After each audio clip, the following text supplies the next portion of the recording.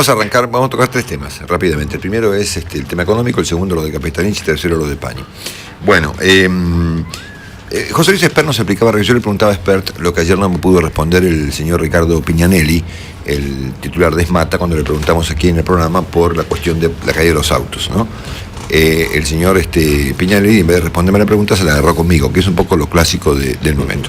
Pero como yo quería insistir con el tema, le preguntamos al economista José Luis Espert por la naturaleza del problema, así qué es lo que está pasando para que una industria automotriz, autos, motos, maquinaria agrícola, se está cayendo, los números de abril son brutales, 40%. Ayer hablábamos aquí, entre paréntesis, de la magnitud de los propios números, ¿no? No es que cae el 2, cae el 40. No es que un producto sube el 1,5, sube el 75, ¿no? Bueno, entonces Espert lo que nos dijo fue un poco lo que está pasando. Esto es, que el gobierno tenía dos caminos en enero. Mantener la tensión cambiaria con un cierto nivel de actividad, como venía ocurriendo, pero con este despelote del dólar y de la inflación y demás, mantener el consumo elevado, emisión monetaria, viste, el esquema que teníamos hasta febrero, digamos, ¿no es cierto? O este plan B, que es el que ocurrió, que es, planchar el dólar, subir las tasas, captar muchos pesos, deteniendo la actividad económica. Este es un poco el esquema que está, lo que está pasando, lo que explicó esta mañana José Luis Espert, y evidentemente el gobierno ha optado por este camino 2, ¿no? Es decir, prefiere la economía digamos, ajustada, aquietada y en recesión, digamos, que el problema cambiario que se venía complicado. Se venía a la noche, Marcelo. Muy bien. A esto es lo que yo he llamado el dilema. El gobierno se ha enfrentado, digamos, a lo que en broma, un poco dijimos el dilema de Espert, ¿no? Claro. Es decir, el camino A, tensión cambiaria con nivel de actividad, camino B, bajamos la tensión cambiaria, pero liquidamos la producción. Ante la imposibilidad de aplicar un plan antiinflacionario, ¿no? Yo diría más que nada ante la falta de imaginación, ¿no es cierto? Pero bueno, en cualquier caso, y siendo, obviamente, estoy reduciendo el tema a los términos más básicos para que tú lo puedas entender, estos eran los caminos y el gobierno ha optado por el camino 2, ¿no? De este dilema de Espert. Es decir, el dólar recontracaliente y complicado con los bancos y qué cosa, y alta inflación, pero con nivel de actividad, o planchar la actividad y calmar el mercado financiero. Este dilema de Espert tiene una falla. ¿Qué falla? Muy visible, que de alguna manera esta mañana la comenta en su artículo de hoy el señor Daniel Fernández Canedo en Clarín. La falla que tiene el dilema de Espert es que el gobierno tomó un camino que dura poco. O sea que el problema lo va a tener igual. O sea, si la idea del gobierno es que con este formato esto sí puede seguir así, digamos, con una paz cambiaria, como se la llama ahora en los círculos económicos, aún considerando que tiene costos en materia de actividad y empleo, esto no es cierto, porque no dura, porque como el resto de la ecuación sigue estando intacta, nivel de emisión monetaria y nivel de gasto público exacerbados y demás, falta inversión, falta de dólares y demás, el dilema dura poco. Si el gobierno ha optado por un camino rápido, de solución rápida del incendio, digamos, pero que no dura. De hecho, todo el mundo está hablando de esto. Yo no sé si esto le preocupa o no le preocupa al gobierno. En vez de contar la noticia, podrían discutir sobre lo que está hablando en la realidad. Pero en la realidad, lo que se está hablando en la vida económica argentina, es si este camino 2, digamos, del dilema de Espert, dura. ¿Y cuánto dura? Y bueno, nadie sabe cuánto dura. Y entonces, como nadie sabe cuánto dura, todo el mundo está atajando, ¿entendés? Y nadie hace nada muy importante porque todo el mundo está esperando que el dilema de Espert se quiebre. ¿Qué es lo que va a ocurrir, digamos, en algún momento? Y bueno, ¿cuándo es ese momento? Y bueno, mucha gente dice después del Mundial, porque se le atribuye al Mundial no sé qué connotación fundamental para la vida argentina. ¿Ah, sí? Payo no sabe por qué, viste que son esas cosas que se puso un monolito. El Mundial es un antes y un después, sí, ¿no? Bueno. Pero ciertamente es muy interesante lo que contó José Luis, porque claro, el gobierno se enfrentó ante la falta de imaginación, ante un plan C, se encontró con el dilema del plan A y el B. El A era el que había la producción y el empleo y la actividad para arriba, pero con tensiones cambiarias, o la alternativa segunda, que era bajar la tensión cambiaria y fulminar la producción. Se optó por este camino, porque era rápido. porque se planchó el problema en el mes de marzo. Y ahí estamos con 100 y pico de días con el dólar a 8 pesos, pero con la inflación que está vigente, y con la emisión que continúa, y el nivel de gasto que está cada día peor, ¿no es cierto? Bueno, por lo tanto me parece que nos estamos enfrentando a una falsa alternativa, que es la de suponer que este formato, llamémoslo ortodoxo, como le gusta decir a la gente, va a durar más de un año. No va a durar más de un año. Entonces, bueno, nada, un primer punto que me quería... Finalmente va a tener los dos problemas, la recesión y la inestabilidad cambiaria. ¿Y por qué? Bueno, porque les ha faltado imaginación y osadía para hacer algo un poco más inteligente. Bueno, segundo tema. Me parece que el jefe de gabinete ha sido ayer en el Congreso muy elocuente y muy ilustrativo respecto de cuáles son realmente las preocupaciones del gobierno. Es un tema que viene discutiéndose hace mucho tiempo, porque claro, se ha hablado mucho de la preocupación del gobierno por los medios, de la preocupación por los periodistas, del enfrentamiento con los medios y de su negación de la realidad. Pero justamente fue ayer el jefe de gabinete quien de un modo kafkiano, diría yo, casi bíblico, puso el asunto en claro cuando reveló no ya solo que el gobierno está preocupado por los medios, sino que están contando las noticias, contándolas de manera matemática. Una por una, horas de televisión en una oficina del gobierno, evidentemente, porque esto no lo va a hacer Capitanicia el laburo este. Hay gente que está reunida en una oficina, me imagino yo, llena de pantallas, televisores y monitores y auriculares y computadoras y contadores y gente que anota cuántas horas le dedica la televisión a los temas. El párrafo me resulta tan elocuente e ilustrativo como imperdible, porque es un hito. Creo que nunca se ha visto, ni en la Argentina, ni en el mundo civilizado, que un jefe de gabinete de ministros vaya al Congreso a contar cuántas horas le dedica la tele a los temas policiales.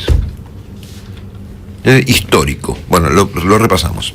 Usted prende la televisión. Bueno, ¿cuál es más? América TV, Canal 26 siempre tiene un ataque claramente opositor al gobierno y lo hace. Y es parte de la libertad de expresión que existe. ¿El C5N? No. Sí, mire, ¿sabe qué? 16,6% C5N, 18,4% TN, 16,6% de C5N, 11,9% de 26. Crónica TV, 11,5%. Es el porcentaje de cantidad de policiales por canal, 92.350 menciones. De noticias policiales.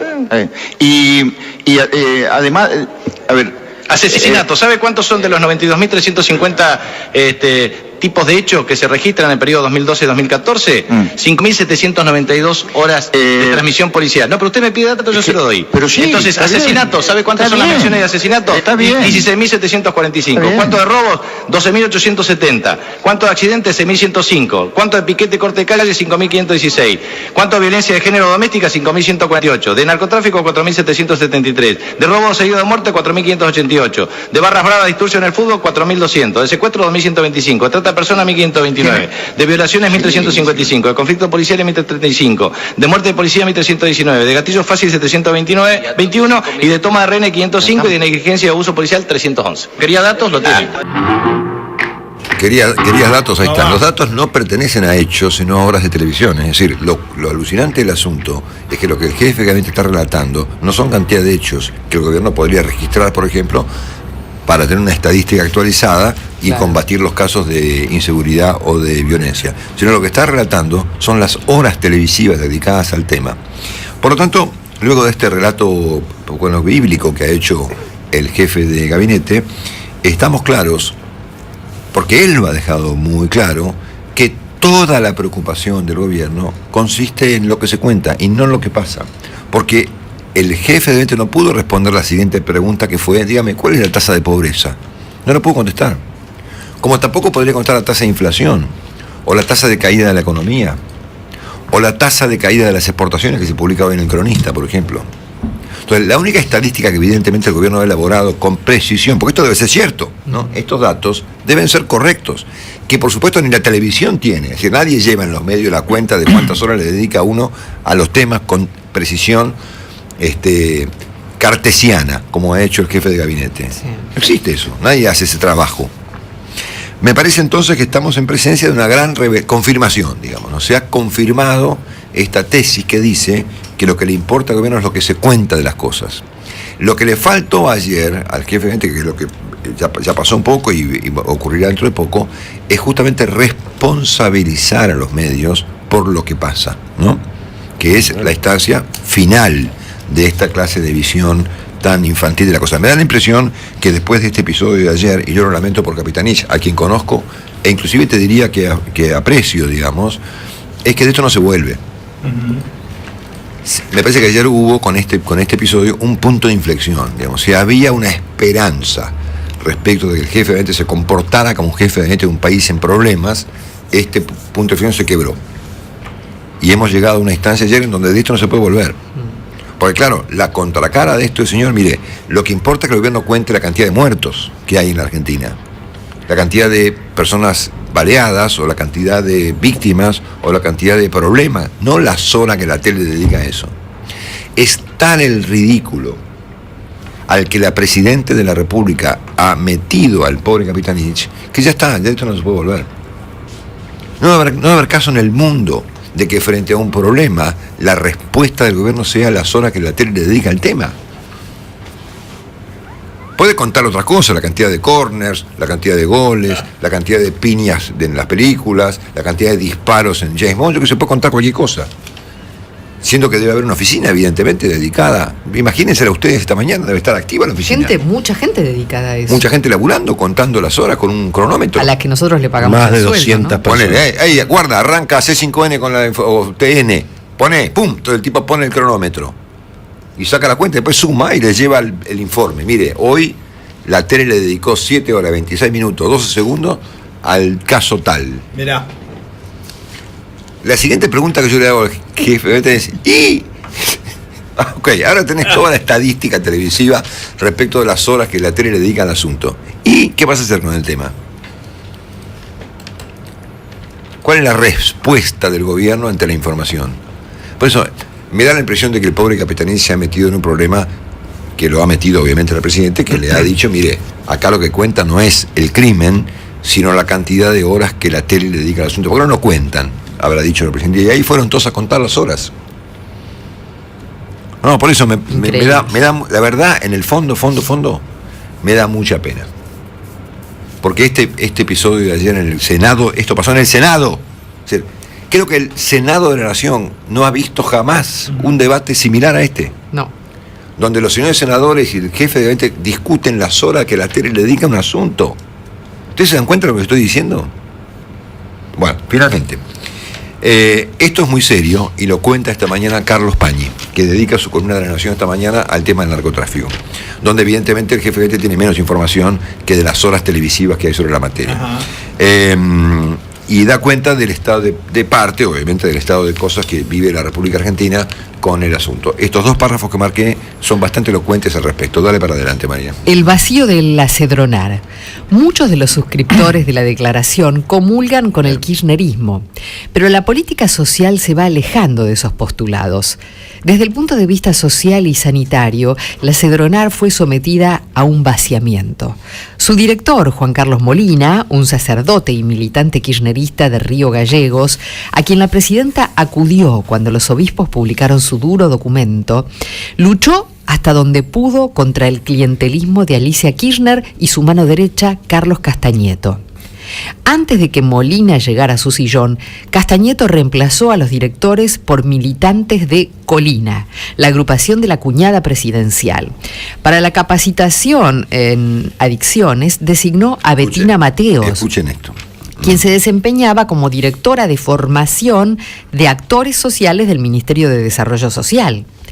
La subsecretaría de Prevención quedó a cargo de Carlos Jacomet, un autodidacta que trabajaba en el municipio de San Luis. Como director de asistencia de las adicciones fue nombrado Ignacio Puente Olivera, ex cura sin antecedentes relevantes, salvo pertenecer al entorno de Alicia Kirchner. Más allá de este déficit de experiencia en la acedronar, la Argentina garantiza muchas de las condiciones que requiere la industria del crimen para radicarse en un país. El fuero federal está minado por la corrupción y la manipulación política. Muchas fuerzas de seguridad se comportan como carteles. En vez de combatir el negocio, lo regulan o administran. Como la droga se ha convertido en medio de pago, se multiplican los pequeños dealers y el delito adquiere una inquietante capilaridad social, sobre todo en los sectores postergados. Y se da un fenómeno del que la política habla en voz muy baja entre los funcionarios de todas las escalas y partidos. Hay cada vez más adictos, sobre todo cocainómanos. ¿O los gobernadores no debieron advertirle a la presidenta sobre los dramas de un ministro que al final fue reemplazado? Muchos narcos se vinculan con el poder a través de su propia clientela. Comprensible, los que, como dijo la señora de Kirchner, toman de la buena, suelen estar más cerca de los grandes traficantes. Muy bien. Mientras esto ocurre en la Argentina de hoy, o mientras se acerca finalmente el momento culminante del dilema de Spert, o sea, tenemos problemas graves en materia económica, y ni hablar de esto que acabo de leerles, el gobierno se dedica a contar las horas que la televisión le dedica a las noticias. De cantidad de policiales por canal, 92.350 menciones. De noticias policiales.